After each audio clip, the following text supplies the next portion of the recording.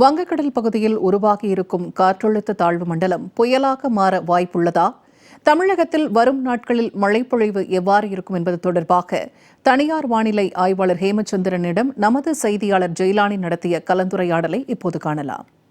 வங்கக்கடல் பகுதியில் நிலை வரக்கூடிய இந்த காற்றழுத்த தாழ்வு மண்டலம் என்பது ஆழ்ந்த காற்றழுத்த தாழ்வு மண்டலமாக மாறுவதற்கான வாய்ப்பு இருப்பதாக வானிலை ஆய்வு மையம் தகவல் தெரிவித்து வருகிறது. இதன் காரணமாக தமிழகத்திற்கு மிக கனமழைக்கான வாய்ப்பு இருப்பதாகவும் கூறப்பட்டு வருகிறது. எத்தனை நாட்களுக்கு தமிழகத்திற்கு இந்த மிக கனமழைக்கான வாய்ப்பு இருக்கிறது, எந்தெந்த மாவட்டங்களில் மழைக்கான வாய்ப்பு இருக்கிறது என்பது தொடர்பாக விளக்குவதற்காக தனியார் வானிலை ஆய்வாளர் ஹேமச்சந்திரன் நம்முடைய இருந்திருக்கிறார். வணக்கம் சார், சொல்லுங்கள். இப்போது தமிழகத்தில் எந்தெந்த மாவட்டங்களுக்கு இந்த மிக கனமழைக்கான வாய்ப்பு இருக்குது, எத்தனை நாட்கள் இந்த மழை நீடிக்கும்? அதாவது தென்கிழக்கு வங்கக்கடல் பகுதியில் நிலவக்கூடிய அந்த காற்றழுத்த தாழ்வு மண்டலம் அடுத்த 24 மணி நேரத்தில் ஆழ்ந்த காற்றழுத்த தாழ்வு மண்டலமாக மாறி தென்மேற்கு வங்கக்கடல் நோக்கி நகரக்கூடும். அது தொடர்ந்து மேற்கு வடமேற்கு திசையில் நகர்ந்து வட இலங்கை மற்றும் டெல்டா கடற்கரை அருகே நாளை மாலை நவம்பர் 26 மாலை வருகை தரும். அதே இடத்துல கிட்டத்தட்ட 48 மணி நேரத்திற்கு ஒரே இடத்தில் நிலை கொள்வதற்கான வாய்ப்புகள் இருக்குது. அதாவது இருவேறு உயரழுத்தங்கள் மற்றும் மேற்கத்திய தாழ்வு நிலை என பல்வேறு வானிலை காரணிகள் காரணமாக இந்த புயல் சின்னம் ஒரே இடத்தில் 48 மணி நேரம் தமிழகம், வட தமிழகம் மற்றும் இலங்கை கடலோர பகுதிகளில் நிலை கொள்ளுது. இதன் விளைவாக இன்று முதலே டெல்டா மாவட்டங்களில் இரவு முதல் படிப்படியாக மழையின் தாக்கம் அதிகரிக்கக்கூடும். நவம்பர் 26, 27 ஆகிய 2 நாட்கள் டெல்டா மாவட்டங்களான நாகப்பட்டினம், காரைக்கால், மயிலாடுதுறை, திருவாரூர், தஞ்சாவூர், கடலூர் உள்ளிட்ட மாவட்டங்களில் பரவலாக அநேக இடங்களில் கன முதல் மிக கனமழையும் ஒரு சில இடங்களில் அதீத கனமழையும் எதிர்பார்க்கப்படுது.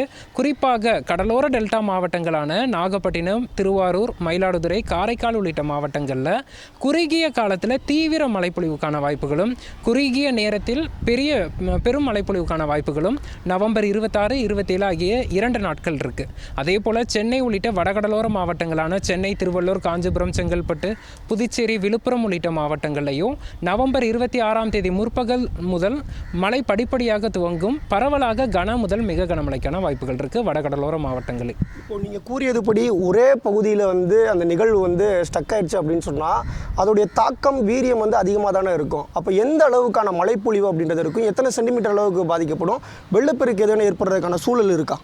அதாவது டெல்டா மாவட்டங்களில் இயல்பாக அதீத கனமழை என்றால் 20 சென்டிமீட்டருக்கு மேல் மழை பதிவாகும். ஆனால் இந்த முறை இந்த சலனம் டெல்டா அருகே ஒரே இடத்தில் நிலை கொள்வதன் காரணமாக நவம்பர் 26, 27 ஆகிய 2 நாட்கள் குறுகிய நேரத்திலேயே, அதாவது நம்ம சமீபத்தில் பார்த்தோம் ராமேஸ்வரம் பகுதிகளில் ஒரு 4 மணி நேரத்தில் 40 சென்டிமீட்டர் மழைப்பொழிவு பதிவானது. அதே போன்ற ஒரு மழைப்பொழிவை நம்ம டெல்டா மாவட்டங்களில் நாகை, திருவாரூர், மயிலாடுதுறை, காரைக்கால் உள்ளிட்ட மாவட்டங்களில் நவம்பர் 26, 27 தேதிகளில் எதிர்பார்க்கலாம். குறுகிய ஒரு 6 மணி நேரத்தில் 40 சென்டிமீட்டர் கிட்ட மழை பதிவாவதற்கான வாய்ப்புகள் இருக்குது. இது குறைந்தபட்சமாக 40 சென்டிமீட்டர் பதிவாவதற்கான வாய்ப்புகள் இருக்குது. நிகழ்நேரத்தில் நம்ம தொடர்ந்து கண்காணிக்கணும். இந்த சலனம் எவ்வாறு நிலை கொள்ளுது, எவ்வளவு தீவிரம் அடைகிறது என்பதை நம்ம நிகழ்நேரத்தில் தொடர்ந்து கண்காணிக்க வேண்டியது அவசியம். இப்போது டெல்டா மாவட்டங்களில் அதிக கனமழைக்கான வாய்ப்பு இருக்குது. சென்னையை பொறுத்த வரைக்கும் எந்த மாதிரியான சூழல் இருக்கும்? சென்னையில் 20 சென்டிமீட்டருக்கு அதிகமான மழைப்பொழிவுக்கான வாய்ப்புகள் இருக்கா? அப்படி இருந்தால் எந்தெந்த நாட்களில் அந்த மழைப்பொழிவுன்றது இருக்கும்? சென்னையை பொறுத்த வரைக்கும் குறிப்பாக சென்னை மற்றும் புறநகர் மாவட்டங்களான சென்னை, திருவள்ளூர், காஞ்சிபுரம், செங்கல்பட்டு உள்ளிட்ட மாவட்டங்கள் மற்றும் விழுப்புரம், புதுச்சேரி உள்ளிட்ட வடகோடி மாவட்டங்களை பொறுத்த வரைக்கும் நாளை நவம்பர் 26 முதல் படிப்படியாக கனமழை துவங்கும். நவம்பர் 26, 27 ஆகிய தேதிகளில் பரவலாக கன முதல் மிக கனமழை எதிர்பார்க்கலாம். அதாவது 12 சென்டிமீட்டருக்கு மேல் மழை எதிர்பார்க்கலாம். ஓரிரு இடங்களில் கடலோர பகுதிகளில் 20 சென்டிமீட்டருக்கும் மழை பதிவாக வாய்ப்பு இருக்குது. நவம்பர் 28, 29 ஆகிய தேதிகளில் சென்னை உள்ளிட்ட மாவட்டங்களில் மழையின் தாக்கம் தீவிரமடைவதற்கான சாதக சூழல் இருக்கு. தற்போது இருக்கக்கூடிய சூழ்நிலையில் காற்றழுத்த தாழ்வு மண்டலமாக இந்த நிகழ்வு அப்படின்றது கடல் பகுதியில் இருக்கு. இது புயலாக மாறுறதுக்கான ஏதாவது சாத்தியக்கூறுகள் இருக்கா? ஒருவேளை புயலாக வலுவடைந்துச்சு அப்படின்னா இதோடைய தாக்கம் எந்த அளவுக்கு இருக்கும்? எந்த இடங்களில் கரையை கடுக்கலான்னு ஒரு அப்ராக்சிமேட்டாக கணிக்க முடியுமா? அதாவது இந்த சலனம் ஒரு இடத்தில் நிலை கொள்ள போகுது. குறிப்பாக டெல்டா மற்றும் வட இலங்கை பகுதிகளில் 2 நாட்கள் நிலை கொள்ள போகுது.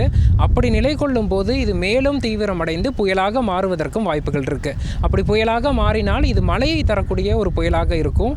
புயல் ஒரு இடத்தில் நிலை கொண்டு பிறகு நகர தொடங்கும் போது திசை மாறி தான் நகரும். அப்படி பார்க்கும்போது மேற்கு வடமேற்கு திசையில் நகர்ந்த சலனம் 28 முதல் வடக்கு வடமேற்கு திசையில் நகர தொடங்கும்.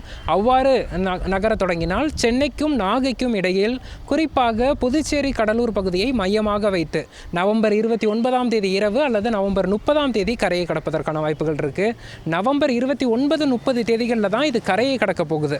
அப்போது தற்போது 26ஆம் தேதியே தமிழக கடற்கரையை ஒட்டி வந்து கிட்டத்தட்ட 4-5 நாட்களுக்கு தமிழக கடற்கரை அருகே நிலை கொண்டு மெதுவாக நகர்ந்து ஒரு மழைப்பொழிவு கொடுக்கக்கூடிய ஒரு நிகழ்வாக அமையும் என எதிர்பார்க்கப்படுது. அடுத்த 5 நாட்களுக்கு தமிழகத்தில் பல்வேறு பகுதிகளில் கன முதல் மிக கனமழைக்கான வாய்ப்பு இருப்பதாகவும், குறிப்பாக டெல்டா மாவட்டங்களில் அதி கனமழையாகவும், சென்னையை பொறுத்தவரை 27, 28, 29 ஆகிய நாட்களில் கனமழை என்பதும் இருக்கக்கூடும் என்பதாக தனியார் வானிலை ஆய்வாளர் ஹேமச்சந்திரன் தகவல் தெரிவித்திருக்கிறார்.